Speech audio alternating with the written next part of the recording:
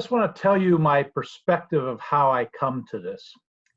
I'm a cultural anthropologist that specializes in cognitive archaeology. How do you reconstruct the culture of the past? So I'm not going to New Guinea.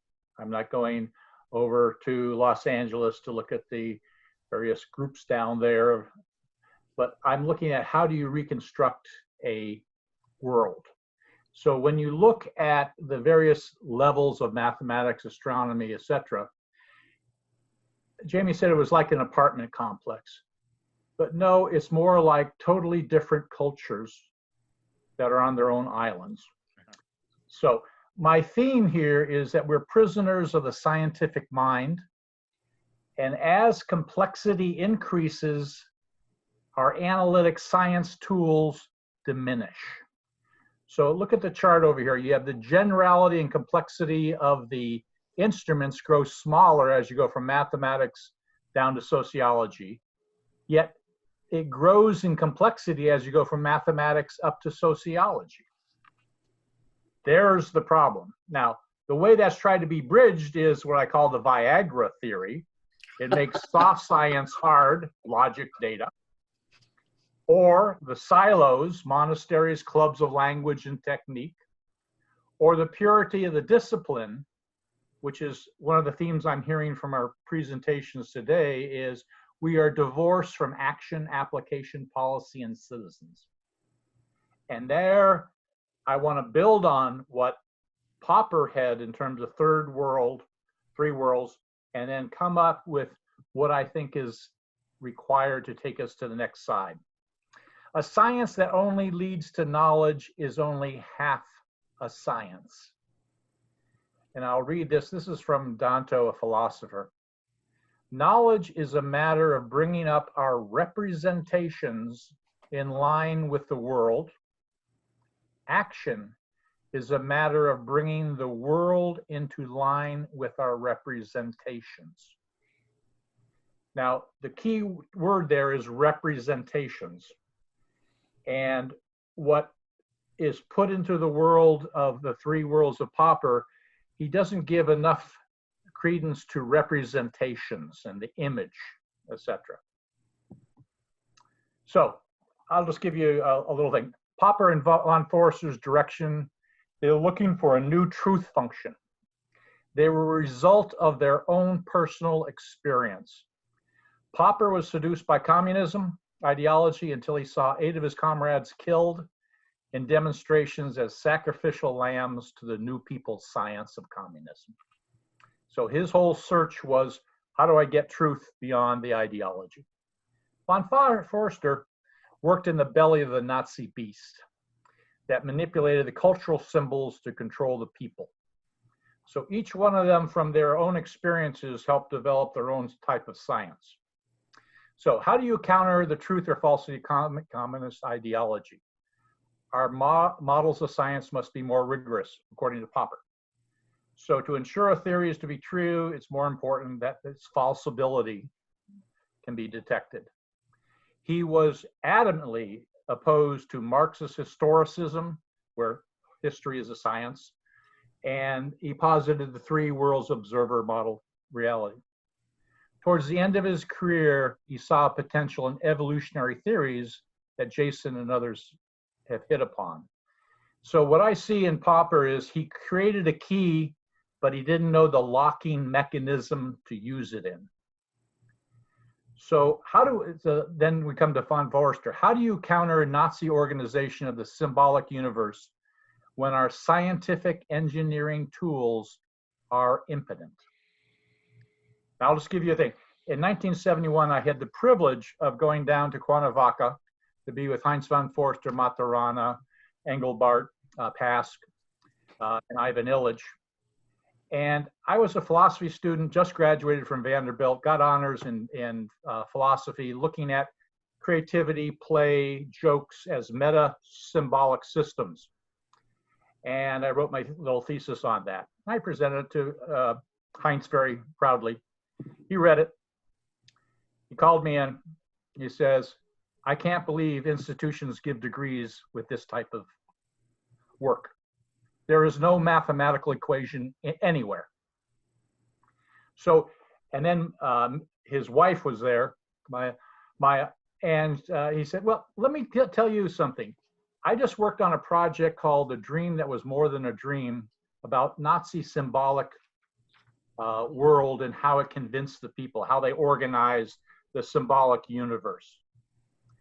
So the question for him was, here's the challenge, Christy. You don't think mathematically. You're not an engineer, Christy.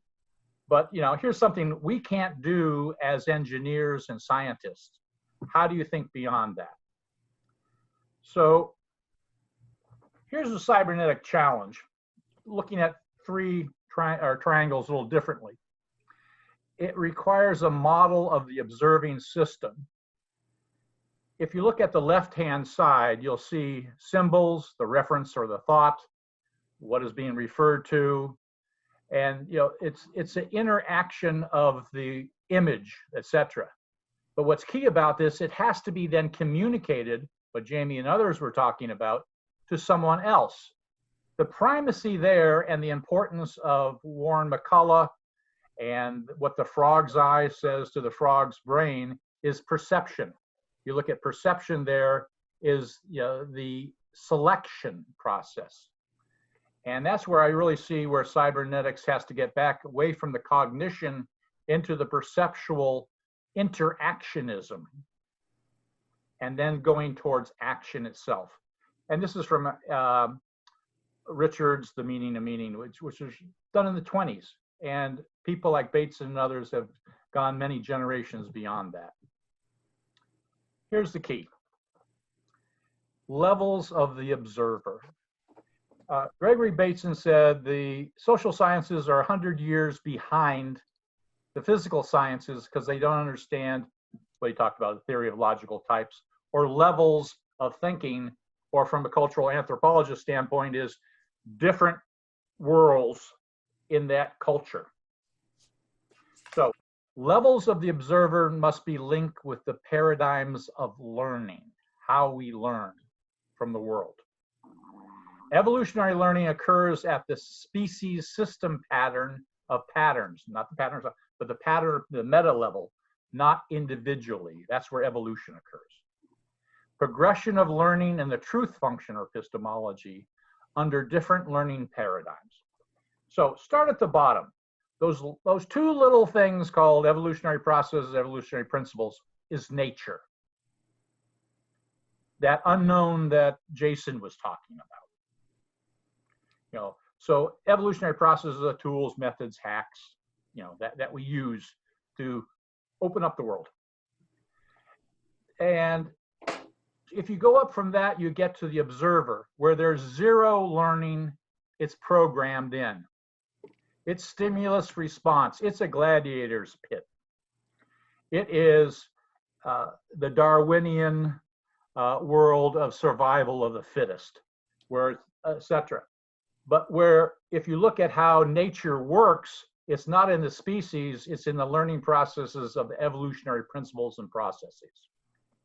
So there's zero learning going on there, but the nature learns and then makes, so you have in the desert, you have, if you look over history, types of claws being developed to fight one another, for food, for their mate, etc. Ultimately, in a desert, because of water shortage and food, the larger your claw, ultimately it's a diminishing return. So what happens in evolution is the whole idea of a stinger coming out the back. So I can be fighting you with my claws, which are not too big, but I kill you with my stinger, scorpion. So that's the evolutionary process. And what we need to do is understand how those evolutionary processes and principles deal with the observer tools, the next level up, to reveal dynamics of objects. So the first way you do that is reality kickback. You observe, you describe. It's actually very powerful to do that. Just as one fact, George Washington helped win the Revolutionary War because he understood inoculation. Smallpox was decimating the American troops as well as some of the British. He sent, the reason why Canada is not part of America right now is he sent 10,000 troops north to take on the British. 3,500 were casualties of smallpox. He inoculated 40,000 people. Did he know the theories of vaccination and all those germ theories? No. He observed, because he had smallpox. They saw that, you know, the milkmaids never got smallpox because they got cowpox.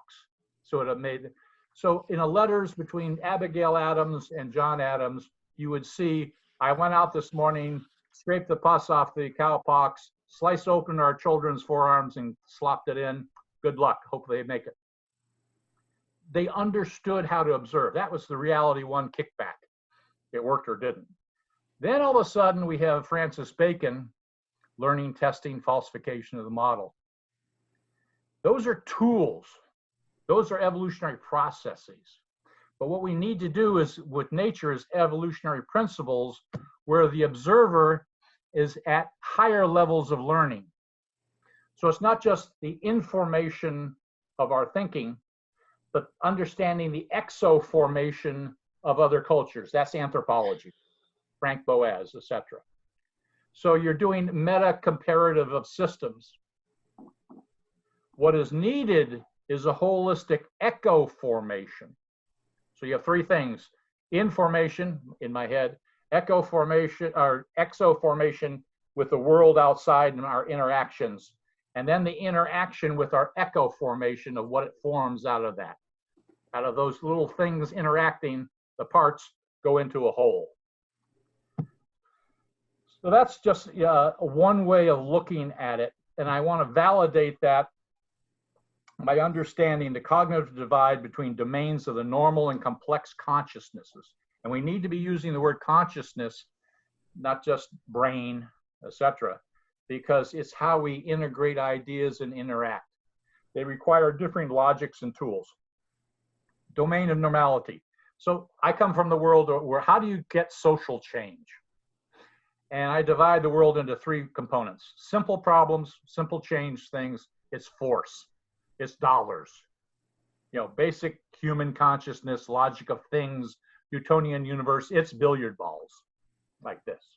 Simple, linear, rational. Complicated, intermediate human consciousness. It's a logic of logistics and engineering.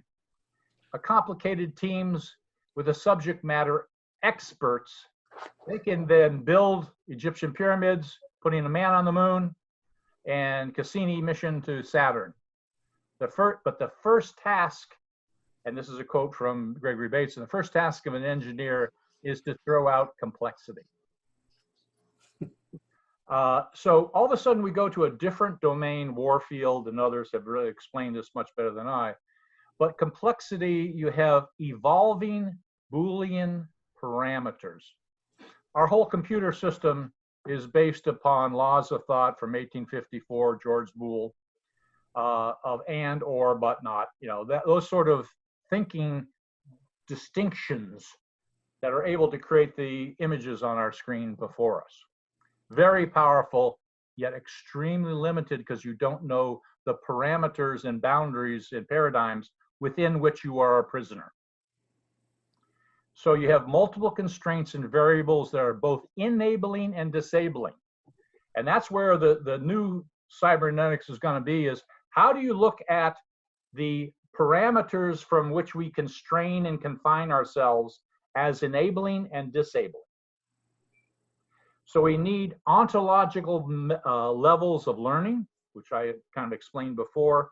And that includes three things: information processing, relationship, and identity.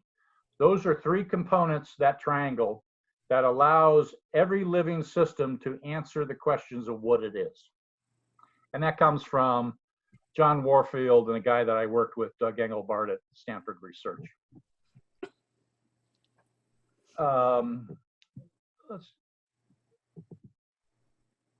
So let me just give you, and I'm getting towards the end here, of how do I work as a cultural anthropologist trying to go back through history. I look at how the idea streams are coming, how the idea sphere is created, and its consequence in natural history over time from those patterns of learning. So let me just say, the science of science goes beyond Kuhn's paradigm of scientific change to the paradigm of paradigms for science itself. So 1622, Francis Bacon created a new method. First pages. He says, this is only for the physical estate of man to deal with things, objects, and make our world of disarray and tatters into the new Atlantis. It is not for social. It is not for all the other disciplines that we talked about. He gave us a warning right up front. Now, 1843, Auguste Comte, logical positivism. He embodies ideals of rationality, absolute certainty of the French Revolution. He was born during the French Revolution and then tried to take those ideas forward. And when you look at the consequence of ideas and structures, you will see how in Karl Marx and in the theoreticians of totalitarianism, they used the absolutism of this new science. Now, what we're looking at is a division of two sciences here.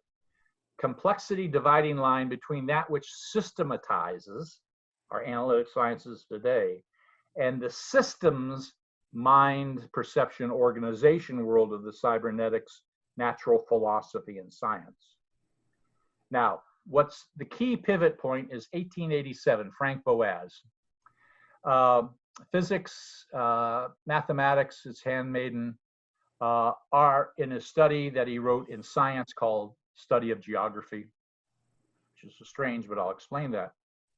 He says this new science coming out of Comte and others is eclipsing and colonizing our traditional nature's philosophy and nature's science.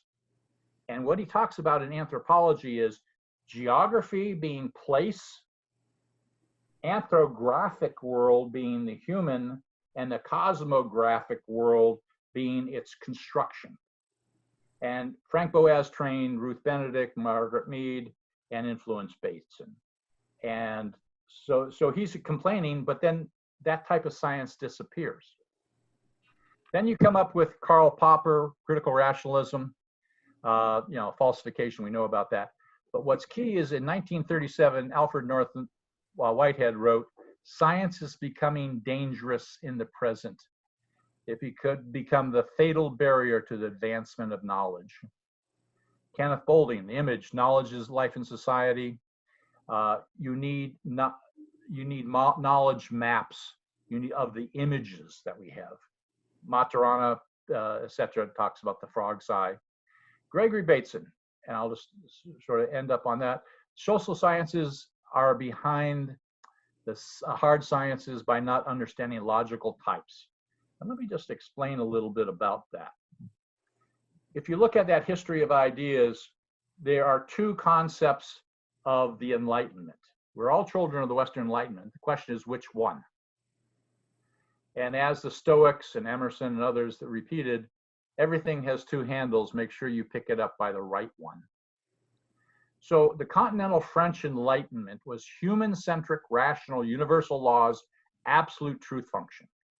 Shift to reason, words, scientific precision, but it's human-centric because my intention drives my use of knowledge. As Francis Bacon said, knowledge is power. Models for thinking remained in religious, like absolutes of words and belief. It's interesting that the way they created their ideas in the salons was having the aristocrats fund the thinkers. Now, over in Scotland, where Voltaire said the future of the Enlightenment is actually in Scotland, they informed the American Revolution, not the French Revolution. And I mean, Jefferson had two tutors from the Scottish Enlightenment. Madison had one through his whole career. Those ideas, like what Lou was talking about, introduce time, development, interaction, and adjacencies of interacting parts that emerge. And I spent 7 years trying to understand how the American Revolutionary Era worked. And as Stuart knows, there have been two revolutions, one against the oppression of the British. We won that war, surprisingly, and then it fell apart in 4 years. It was Madison and others that then drew on the Scottish Enlightenment to develop a different type of governing system. So it's going towards that action. So I'll just sort of end up on this one. There were two men from Montpellier. Comte was from Montpellier, and ironically, Madison named his plantation Montpellier. Interesting. But you have two different concepts of science and the ways that you do that. And I've kind of gone over that, but I just want to end up with that last part down at the end. And that picture is just basically a representation of three entities that interact, and they develop new emergent patterns in that interaction. That's why that picture is there. So the system of our image systems, we create design tools of new paradigms of living systems.